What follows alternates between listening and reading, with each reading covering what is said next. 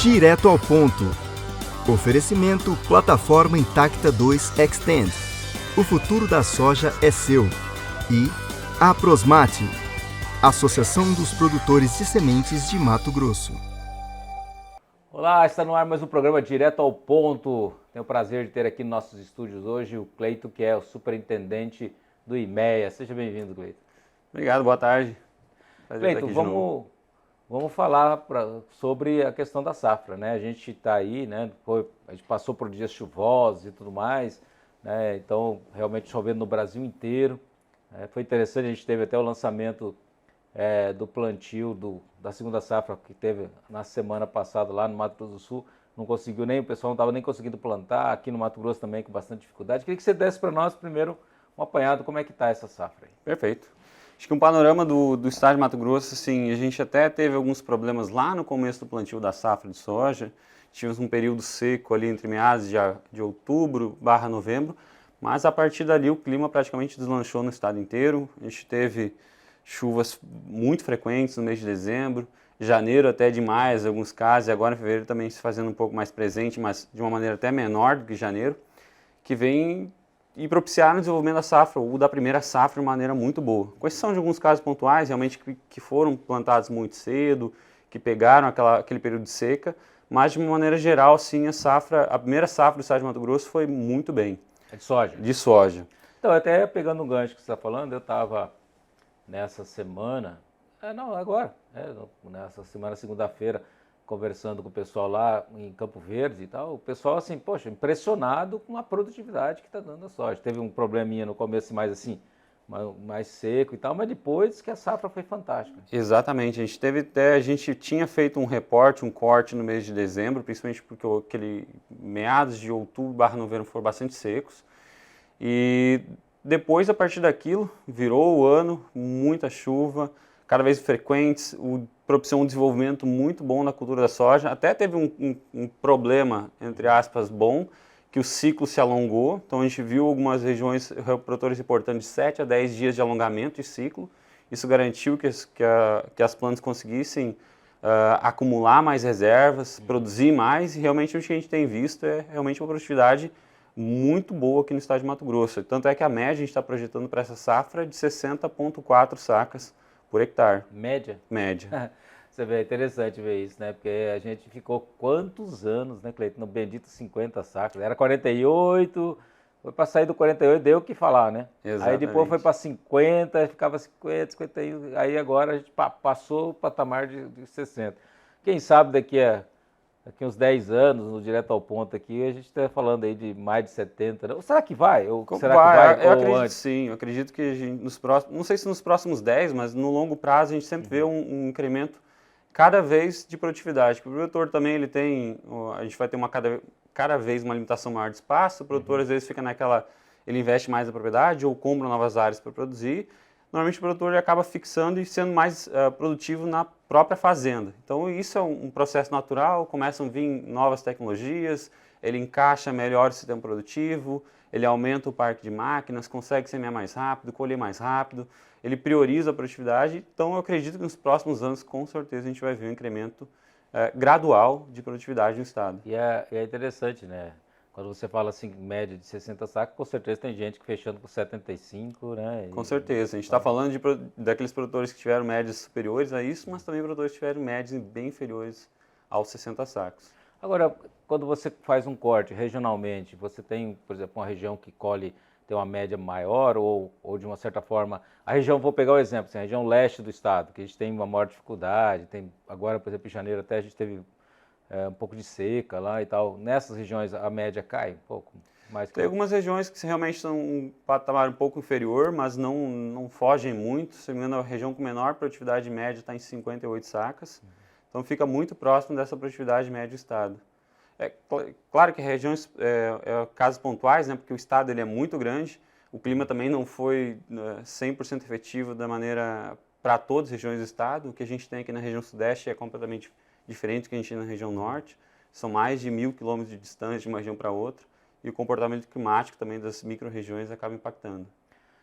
Cleiton, uma coisa que eu queria saber de você lá, a gente conversou lá no Mais Milho também, até o Paulo Molinari falou que a questão do produtor está segurando um pouco a soja, né? Isso poderia dar um problema, porque a gente sabe que a questão de armazenagem cada dia mais é um problema sério, né? A gente, por mais que a gente que tenha investimentos aí, construção de armazéns é mais para atender o crescimento, mas a gente já tem um déficit, né, instalado, né? Não sei exatamente qual que é o volume, se é 40%, quanto que é da safra, mas o produtor está realmente segurando um pouco para vender, está esperando R$200 aí por saca, essa história? O produtor realmente ele tem ficado mais acanhado nas vendas do ano passado inteiro, a gente viu isso, a gente está hoje com em torno de 42% ou 45%, se me falha a memória, comercializado, o que é um volume baixo, pensando na média histórica por período, que o produtor deveria ter comercializado até janeiro, em média 50%, 55% da safra total. Mas isso muito em decorrência que o produtor veio do ano passado, mais capitalizado, realmente as negociações que ele fez nos últimos anos, quem comercializou antecipadamente viu o preço disparar logo na sequência, então o produtor fica realmente naquela dubiedade se ele faz o negócio, se ele não faz, aproveitando, tentar uma melhor margem, tentar os melhores preços logo na sequência. Mas isso é um risco, principalmente na segunda safra. Se todo mundo pensa igual e todo mundo segura, você, em vez de subir a soja, vai cair, né? E aí vem a safra, por exemplo, de milho, que daqui a pouco, né? E aí se encavalar e é uma tragédia. Né? Isso, para nós, acho que na minha opinião, o maior desafio é o espaço de armazenamento, porque a gente tem o último número também, se não me falha a memória, 42 milhões de toneladas de capacidade estática. Olhando que a gente produz basicamente de soja, já comporta todo esse volume, e se a gente espera uma segunda safra de 46 milhões de toneladas, esse espaço da primeira safra tem que entrar no armazém, sair para a gente conseguir receber o milho nesse mesmo volume. E ainda falta espaço. Então, realmente, o desafio de Mato Grosso é que ele sempre produz mais do que ele tem de capacidade estática de armazenagem. Mas o produtor também está de olho na seca do Sul, na seca da Argentina, o que isso pode ocasionar realmente os preços no mercado internacional e reflexo aqui no estado de Mato Grosso no preço da soja. Tudo vai depender do câmbio também, exatamente. Né? Esse é o fator.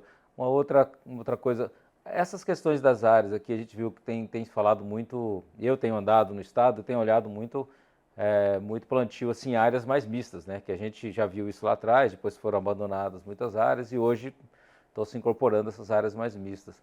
Como é que está a produtividade nessas áreas? Vocês têm um levantamento assim? A gente não tem um levantamento específico, porque a nossa amostragem é um pouquinho diferente. A gente acaba agregando esses números a nível de município e a gente pega amostragem de diversos tipos de solo, diversos tipos de produtores, diversos agentes da região para compilar todos esses números e chegar a um número médio. Mas o que a gente tem visto é realmente os produtores indo para essas áreas, até para aquele movimento que a gente acabou citando anteriormente, o produtor buscando expandir agora nos últimos 2 anos com a melhora do preço da soja, converter nessas áreas, tentando produzir até pelo investimento que ele faz, tanto em solo quanto em sistema, que vem melhorando também as tecnologias para produzir nessas áreas. Ao longo dos últimos anos, isso tem sido não uma regra, mas os produtores tentando produzir nessas áreas também. De um modo geral, o que a gente tem visto, com ressalvas de anos muito secos ou que tem impacto de um microclima, as produtividades não excelentes, mas boas, pensando numa média regional, numa média que a gente tem no estado. Como é que está agora para o futuro, assim, né? No caso da soja ainda, a rentabilidade está mostrando uma rentabilidade legal, ou a questão dos insumos deram uma recuada ali, a gente vê os fertilizantes estavam em patamares altíssimos, defensivos, deu uma recuada, isso tudo? Sim, a gente já viu esse recuo da rentabilidade na safra 22-23, que é essa safra que o produtor está colhendo agora. A safra passada ele teve um recorde de rentabilidade, olhando até pelo cenário de compra de insumos que ele teve antecipado, os preços que ele acabou conseguindo captar no mercado, uma rentabilidade bastante significativa, o que já reduziu para essa, porque a gente viu os insumos subindo significativamente, principalmente fertilizantes, defensivos, e o que a gente já vê para essa safra 23-24 realmente é um desenho de uma rentabilidade muito parecida com essa safra 22-23. Tanto é que... Tá meio estabilizado. Meio estabilizado. Mas não quer dizer que não está dando a rentabilidade que dava lá atrás, mas está sendo... Bom, olhando o histórico que a gente tinha lá no passado, a rentabilidade ainda é bastante positiva para o setor. Claro que a gente está levando e fazendo uma média para todos os fatores, tanto de custo, que o produtor está começando a comercializar agora, para as produtividades e para os preços que ele vem negociando. Que o produtor, para a próxima safra, o mesmo reflexo que a gente viu nessa, de uma desaceleração nas vendas, a gente veio para 23, 24, que comercializou apenas 2,5%. Isso não... É um volume pequeno. Pequeno, né? Agora, o produtor também já vai comprando seus insumos, já vai fechando, né? Sim, a gente já começa a ver esse movimento agora, a expectativa que tinha-se até o momento, que era uma velocidade maior, não aconteceu, mas agora com o término da colheita, o produtor já começa a se preocupar mais com a próxima safra, já começa a garantir os insumos, principalmente sementes, que é um desafio até mesmo para ele garantir a cultivar que ele quer, garantir o volume que ele precisa. Ele tem que se voltar ao mercado para garantir esses insumos para a próxima temporada. Perfeito, Cleiton. Nós vamos para o intervalo, já voltamos, vamos falar um pouco agora de milho, você não saia daí. De volta direto ao ponto, falando aqui com Cleiton, que é o cara aqui da IMEA, né, este Instituto Mato Grossense de Economia Agrícola, que realmente é muito respeitado, né? Lá no Mato Grosso do Sul agora eles têm o SIGA, né, MS, Goiás também acho que foi criado, tudo espelhando aqui no modelo Mato Grosso. Parabéns aí pelo IMEA, realmente faz uma grande contribuição. Cleiton, vamos falar agora no caso do milho, né? Está todo mundo olhando, sempre a grande preocupação, poxa, o milho está atrasado, quer dizer, atrasou o plantio, o milho está atrasado, vai ter problemas. Como é que você está vendo essa questão do milho? O milho está atrasado mesmo? Eu sempre falo assim, olha, pode atrasar uma semana, pode atrasar 10 dias, mas a capacidade de plantio é muito grande, né? Que consegue, ainda a gente tem aí até o dia 10 de março aí, como um período razoável para se plantar. Exato. Como é que você vê isso? Assim, a gente está com muita cautela e olhando isso bem próximo, né? Na última semana a gente fechou aqui no estado a colheita com 50% de soja. É um volume abaixo do que a gente viu nos últimos anos, na realidade no último ano, mas se olhar a gente está muito próximo da média histórica. O produtor nas últimas 3 semanas praticamente conseguiu acelerar uma velocidade bastante significativa na colheita, o que vem se respondendo na semeadura, principalmente do algodão pela safra, que era a prioridade dos produtores naquele começo, mas também no milho segunda safra.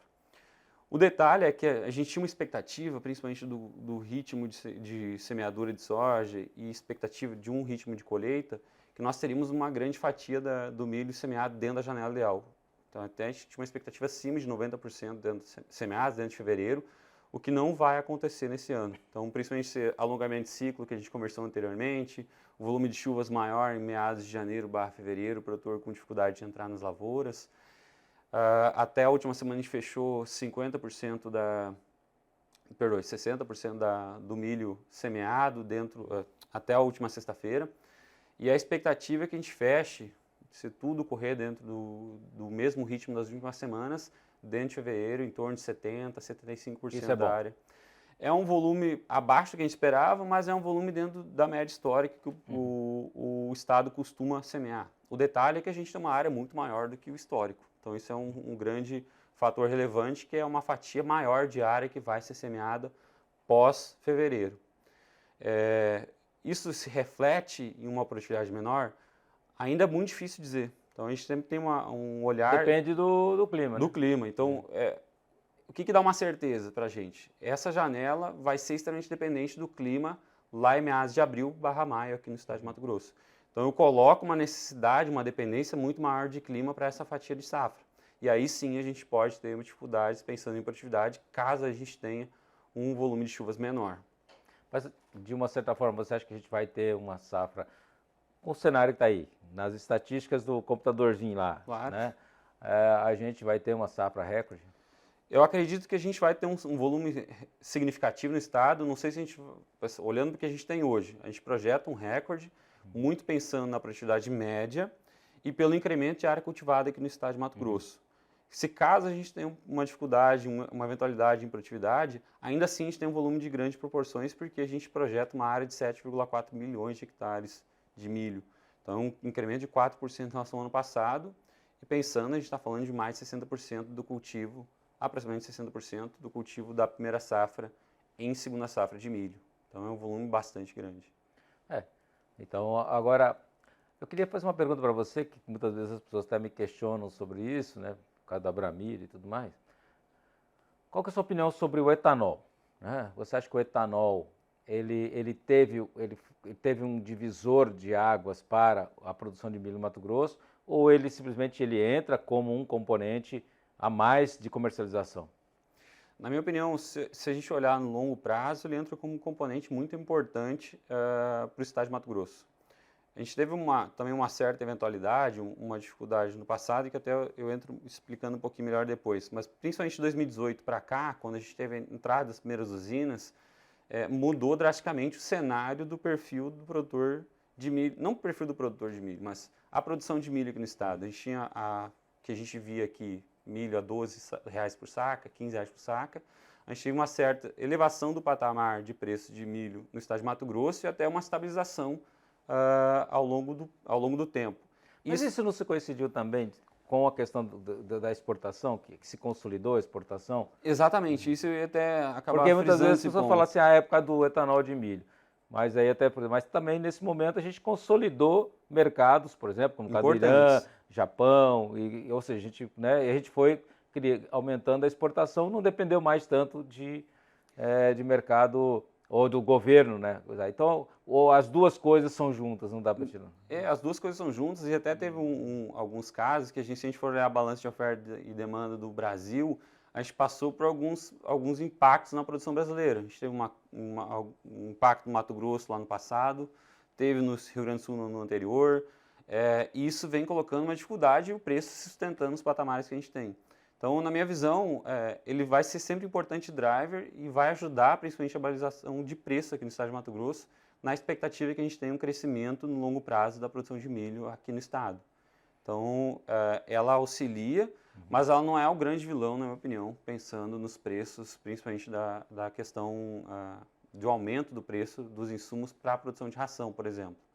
Assim, porque eu acho que essa que muitas vezes as pessoas até falam, porque vai competir, vai atrapalhar. Na verdade, eu, por exemplo, você tem falado, olha, na verdade o etanol de milho, para começar, ele coloca o DDG, que é um baita de um coproduto. Exatamente. Né?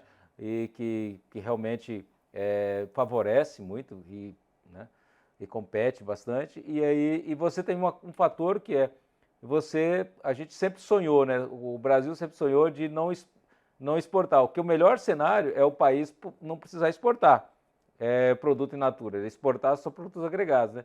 Então, a partir do momento que você começa com a exportação, ou você começa a agregar valor, começa umas críticas meio que estranhas, né? Então, é difícil alegrar ou deixar todo mundo feliz. Exato, né? É difícil alegrar os gregos e troianos ao mesmo tempo. Mas, assim, o que a gente acaba frisando, né? Essa evolução é um importante passo para a industrialização do nosso produto aqui, como você comentou. É um passo importante para a gente também garantir, até porque se a gente for olhar no longo prazo, a participação das exportações não altera ao longo do tempo. A gente tem na casa de 60%, 62% de tudo que Mato Grosso produz sendo exportado. Mesmo com a entrada das indústrias de etanol, a gente continua exportando esse mesmo volume. Então, porque o Estado é extremamente pujante e a evolução da produção de milho, segundo a safra aqui, é muito forte. Então, se a gente for observar, né, Cleiton, a gente ficou na parte de consumo de milho para a produção animal, a gente ficou quase que 10 anos estagnado em 4 milhões de toneladas. Né? Exatamente. Então, não crescia. Então, a gente, na verdade, tinha que exportar tudo. Hoje, se você de repente tiver as usinas consumindo aí 10 milhões de toneladas, 15 milhões de toneladas, é positivo. Se for 30%, como é o caso americano, é positivo. Olhando até, pensando, essa mesma análise que você citou, a gente ficou estagnado lá na casa dos 4 milhões há um bom tempo. O consumo de milho caiu ao longo dos últimos 3 anos aqui no estado, mas vem sendo compensado e até realmente a produção de DDG com um importante coproduto na produção animal. Vem sendo muito bem aceito, implementado nas dietas e até ampliando o consumo se eu somar milho mais DDG aqui no estado. Então isso tem potencializado a agregação de valor, a produção de proteína derivada desses coprodutos também. Isso é muito positivo, né? A gente tem... Agora, a grande preocupação tem sido cigarrinha, né? Então todo mundo pergunta assim, você sabe ver qual foi o dano da cigarrinha? Eu até falei assim, poxa, vamos perguntar por e-mail, acho que se tiver alguém que pode saber, mas eu acho muito difícil, né, medir isso. É difícil mensurar, né? É difícil realmente porque hoje a gente não tem uma capilaridade tão grande pensando em técnicos de campo para conseguir fazer essas avaliações e conseguir quantificar isso no estado como um todo. Então a gente está falando de uma área de 7,4 milhões de hectares cultivados, mas tem sido feitos trabalhos, a ProSoja tem feito trabalhos muito fortes sobre isso, a própria fundação, a academia aqui do estado, realmente todo mundo preocupado com a intensificação dessa praga aqui em Mato Grosso. Agora o milho também, para a gente encerrando, né, Cleiton? o milho também está ganhando um incremento de produtividade muito acelerado também, né? Sim. Não só no Brasil como um todo, né? Também. Sim, principalmente a questão do produtor conseguindo encaixar os sistemas produtivos. Aliás, em alguns casos até ele penaliza a primeira safra para garantir o desenvolvimento da segunda safra aqui no Mato Grosso. Então, esse aumento de velocidade de cultivo é um fator importante. As tecnologias cultivares que vêm surgindo adaptadas ao cerrado também é outro fator importantíssimo para a gente garantir as produtividades.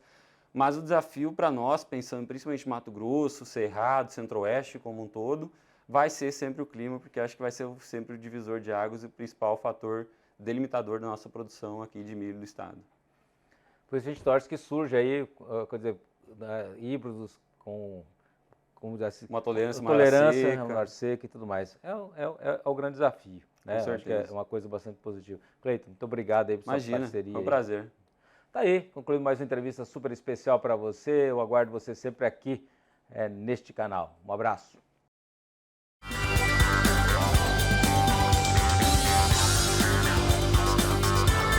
Direto ao ponto. Oferecimento Plataforma Intacta 2 Extend. O futuro da soja é seu. E a Aprosmate, Associação dos Produtores de Sementes de Mato Grosso.